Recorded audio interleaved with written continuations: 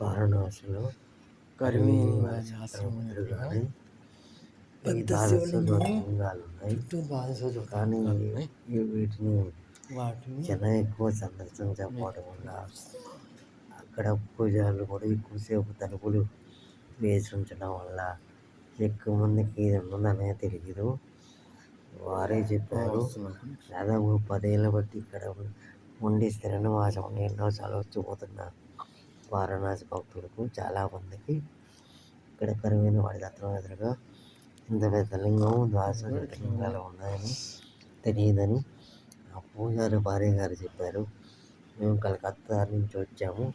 ప్రతిరోజు పూజారి గారు పొద్దున్నే పూట ఆ సమయంలో గోత్రం పేరు చెప్పి అభిషేకం చేసి మరి బయటికి వెళ్ళి పూజ చేసుకొని వస్తారు.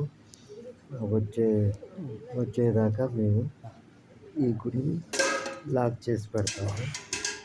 ఆ తర్వాత ఇంకా మళ్ళీ మరుసటి రోజే తెరుస్తాము. ఇది కలకత్తా కమిటీ ఆధ్వర్యంలో నడుస్తుంది అని చెప్పడం కాసేపు